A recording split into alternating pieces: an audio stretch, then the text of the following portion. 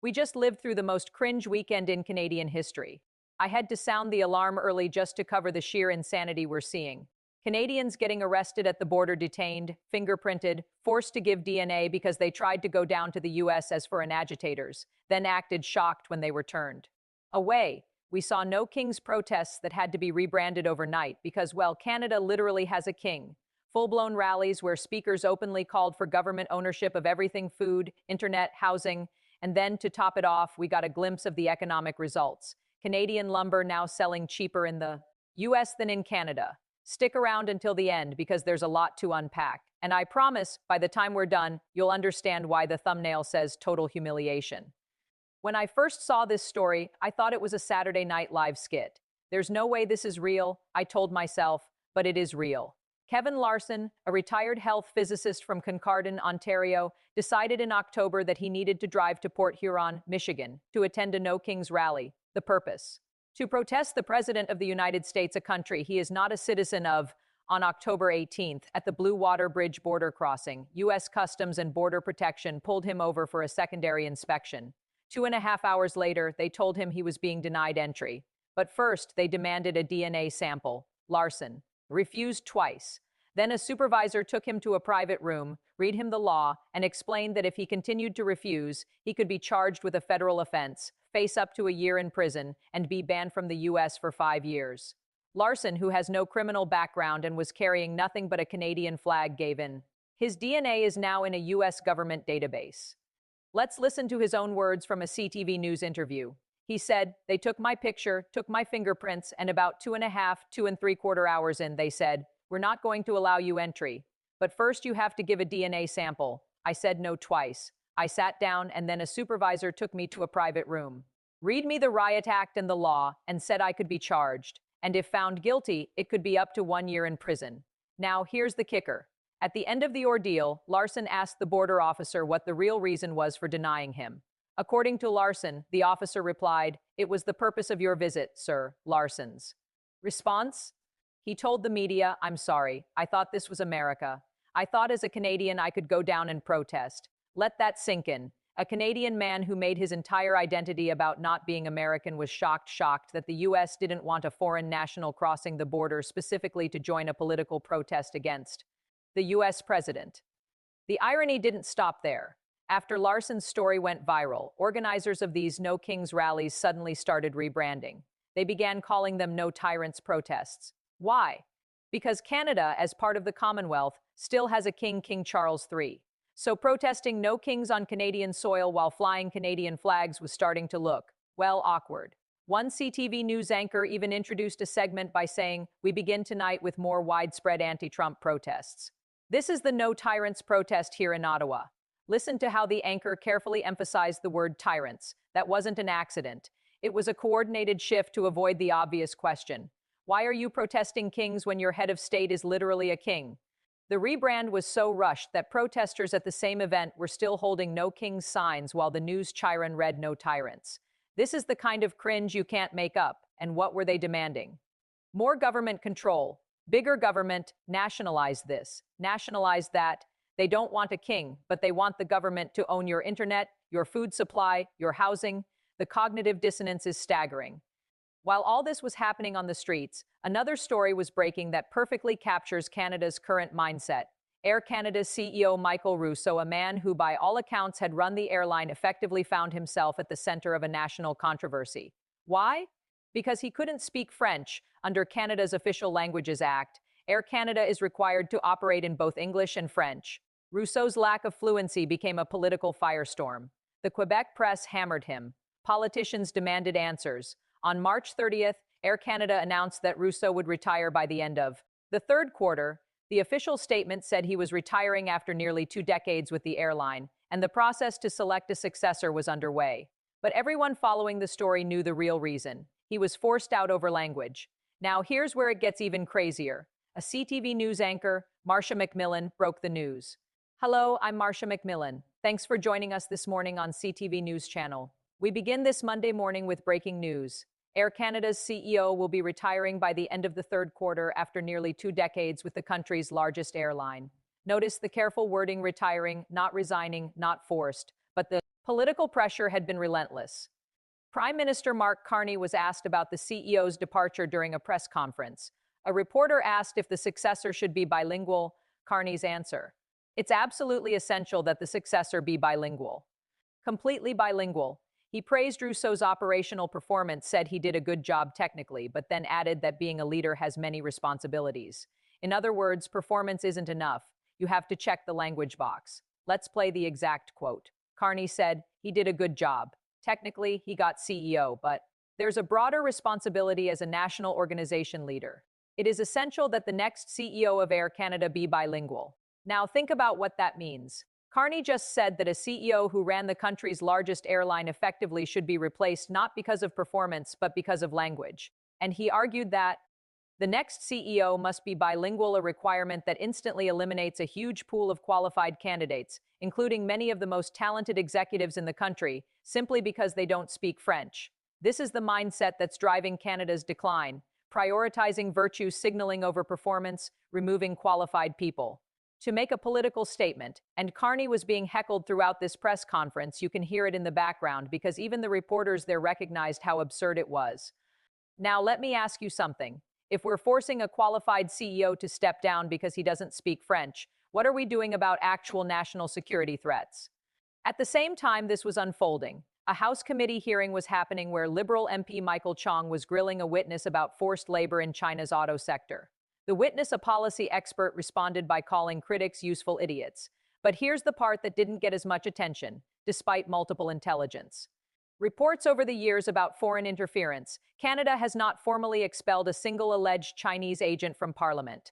One MP, Michael Chong, has repeatedly raised concerns about a specific individual he alleges is working on behalf of the Communist Party of China. No charges have been filed. No official designation has been made. The individual remains in his position.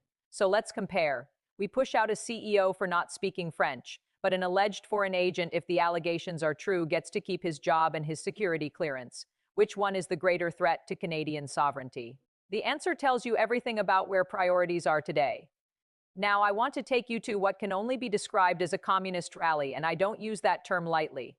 The federal NDP just held its leadership convention, and the new leader delivered a speech that laid out a vision: government ownership of food, phones, internet, housing, electricity grids, and EV manufacturing. He called for a network of public providers for food, phones, and internet. He said, a public housing developer and public construction companies to build millions of non-market homes, and a 21st century electrical grid, an EV bus revolution, and a heat pump in every home built with Canadian steel, creating tens of thousands of unionized jobs. Let's listen to a clip. This is the new leader of a federal party in Canada, a man who could become prime minister if the NDP ever formed government. He said, "Our NDP has a different offer for this country. Our plan is to trump the economy by investing massively in Canadian economic independence using the unmatched power of public ownership to ensure the fundamentals of a good life." He didn't use the word communism, but what he described is a state-controlled economy. Public ownership of food distribution, public ownership of telecommunications, public ownership of housing construction, public ownership of energy production. This isn't just left-wing policy. It's a wholesale rejection of market economics, and this is now the official platform of one of Canada's major federal parties. But the real entertainment came from the procedural chaos at the same convention. Delegates were given colored cards called equity cards to indicate their identity markers: racialized, indigenous, LGBTQ+, etc. These cards gave them priority to speak. What followed was a meltdown that would make a comedy writer weep with joy. A transgender delegate stood up and claimed they had been overlooked for a cisgender woman. They said, "I was standing here with my gender equity card before you called on the previous speaker. That's my point of privilege." Then another delegate complained that the card system was being used inappropriately. Then a black woman said the cards have no value outside of this space for people like her. Then a delegate argued that they had been skipped in the speaking order despite holding their card. It was a full-blown competition over who was more oppressed. One delegate even said, "I was rejected when I talked, and it's frustrating when these are my rights being directly under attack right now in Alberta." Another delegate, frustrated with the chaos, said, "I will invite delegates to assist me in better using the card by forming a straight line." And she literally struggled to say the word straight, pausing, stumbling, because she was so afraid of offending someone. Let's play one of these exchanges. You'll hear a delegate say, "My name is Nicholas Turo. I come from Kingston in the Islands. My pronouns are he, they, and I have a question about the video we just watched, the tribute to Jagmeet Singh. I want to know how much money it costs. I want to know how much time it wasted out of the convention, and I want to know who decided on it."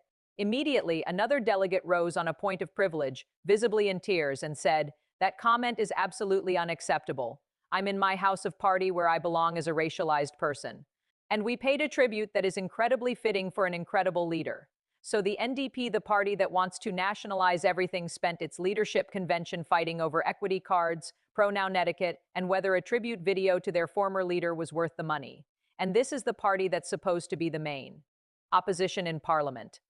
If you thought that was absurd, wait until you see what happened at the Juno Awards. The Junos are Canada's music awards, the equivalent of the Grammys. But unlike the Grammys, the Junos are heavily subsidized by the Canadian taxpayer through the Canada Council for the Arts. And this year's broadcast was a masterclass in taxpayer-funded propaganda. First, they gave an award to a woman who hasn't lived in Canada for decades. She now lives in the United States. In her acceptance speech, she praised Mark Carney, who also hasn't lived in Canada for years until recently as Canada's dad, sticking up to the bullies.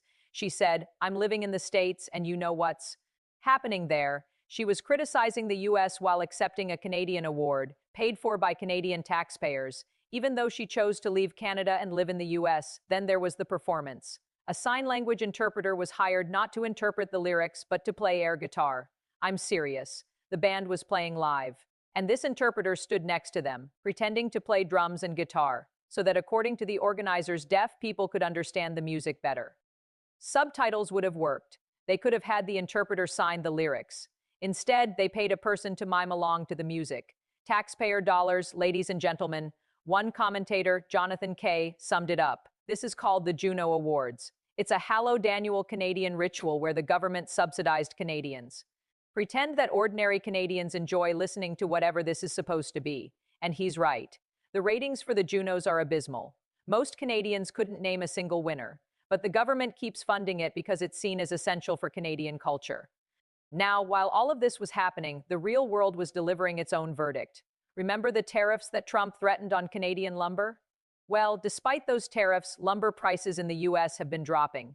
In fact, at one point, Canadian lumber was cheaper in the U.S. than it was in Canada. Let me play you a clip from a Canadian lumber supplier who noticed this. He said, "All right, boys, you want to talk about inflation and prices going up or down. Anybody that's in any kind of construction knows OSB used to be over $25 a sheet. Well, hell, during COVID, it was over $70 a sheet. And for the last year, it was over $17 a sheet. Walk-in today, $9.71 a sheet. It dropped almost half price, boys. This is coming from Canada. Those tariffs they're talking about, Trump is working out those tariff deals and our lumber is getting cheaper, boys. Prices are going down. Now, the reason prices dropped isn't because tariffs are good. It's because U.S. housing demand cooled and Canadian producers had to lower prices to keep moving product. But the point stands. Canadian lumber is now sometimes cheaper in the U.S. than in Canada, a country that produces the lumber. That's what happens when you have supply chain constraints, provincial export controls, and a federal government that treats natural resource industries as obstacles rather than assets. So where does this leave Canada? Let's run through the list. A retired Canadian forced to give DNA to U.S. border agents because he wanted to protest a foreign president. A CEO pushed out over language, not performance. An opposition leader who wants the government to control your food, your phone, your internet, your house, and your electricity. A cultural awards. Show that spends taxpayer money on air-guitar interpreters and an economy where Canadian resources sell cheaper abroad than they do at home. The No Kings crowd says they're defending democracy. But what they're really defending is a system that rewards virtue signaling over performance, identity politics over economic growth, and government control over individual freedom. They don't want a king, but they want the government to own everything. That's not democracy. That's a different kind of monarchy. For those who chant elbows up and blame Trump for everything, here's the uncomfortable truth. The real humiliation isn't coming from the White House. It's coming from inside Canada. It's the cringe of watching your own country dismantle itself while pretending it's being attacked from outside. That's the twist nobody saw coming. And if that doesn't shock you, nothing will.